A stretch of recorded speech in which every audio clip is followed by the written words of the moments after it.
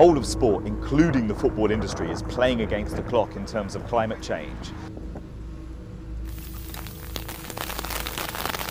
If you look at Britain alone, in the next 3 decades, it's likely that around a quarter of our Premiership sports grounds, football grounds, are going to be subject to flooding every year because of increasing weather extremes.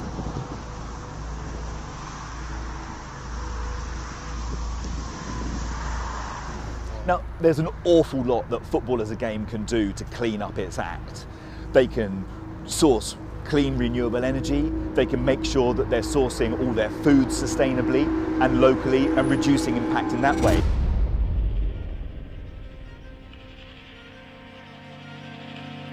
Des stades anglais, bientôt sous les eaux. Le message est alarmiste, mais il est clair. Pour inverser la tendance, le sport doit devenir plus vert et la Première Ligue ne peut pas y échapper. Pour y parvenir, les clubs de l'élite peuvent s'inspirer des Forest Green Rovers.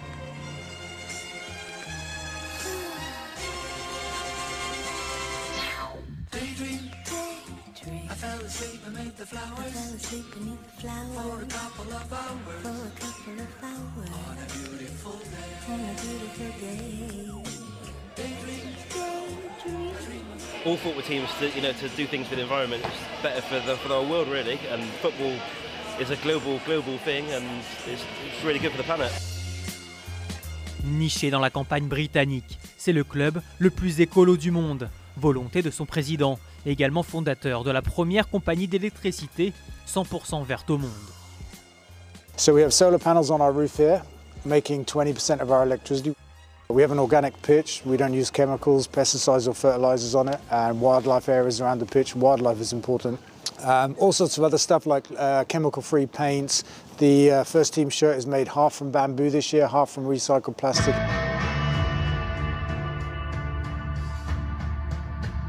But there's a great possibility for the Premier League to engage in this issue because they have a global audience of billions of people. People look up to them, they take the lead from them, and this is why we're trying to use sport to communicate with people, because sports people are role models to an awful lot of people around the world. So I think if the Premier League were to take more of that responsibility, they could have more of an impact. Si sportivement, l'équipe de 4e division anglaise n'est pas réputée, la FIFA ou encore l'ONU en ont fait un champion de l'écologie. Other clubs do come in and sort of buy into this sort of routine about vegan food, but I don't think they do it extensively like Forest Green Rovers do. I mean, they are the main protagonists and the main leaders in that sort of field. I think part of the problem is if you've got companies sponsoring your sport whose very existence depends upon burning fossil fuels, there's a huge conflict of interest. À chaque règle, il faut une exception. Arsenal est celle-ci. Sponsorisé par Fly Emirates, les Gunners sont pourtant très en pointe sur le sujet outre-Manche. Récemment, le club s'est par exemple engagé dans le programme Sport for Climate Action Framework, qui a pour but de lutter contre le réchauffement climatique. Objectif, atteindre la neutralité carbone d'ici à 2050 et ainsi s'aligner sur les accords de Paris de 2015. There's increasingly large numbers of codes and guidelines and principles for sports to follow. We've got the UN set of principles on sport, on climate change, and one of those in particular says that it's up to sport to set an example for how we can live differently. En 2019, la BBC dévoile un classement annexe de Première Ligue basé sur l'impact énergétique des clubs. Arsenal, les deux Manchester et Tottenham sont les bons élèves. Sports people have found their voice in challenging racism, in challenging poverty, and climate change is just arriving. You're seeing some really interesting examples of people standing up and finding their voices and using their voice. Une voix à écouter, c'est celle d'Hector Bellerin, fidèle défenseur de l'environnement. À l'occasion du restart, il s'est lancé un défi. Pour chaque victoire, il a planté 3000 arbres entre juin et juillet dernier. I was born in Barcelona. I've lived in the sea my whole life.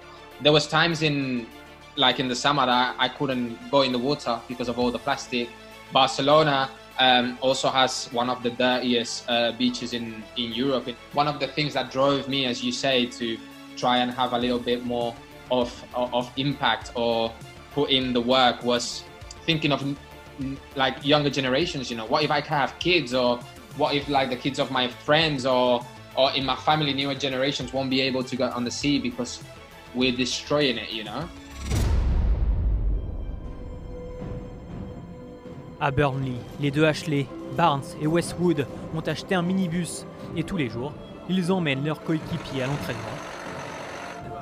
Alors qu'à Manchester City, dès que possible, chaque déplacement se fait en train plutôt qu'en avion. En Première Ligue, la prise de conscience est donc là, mais malheureusement, certains sont encore à contre-courant.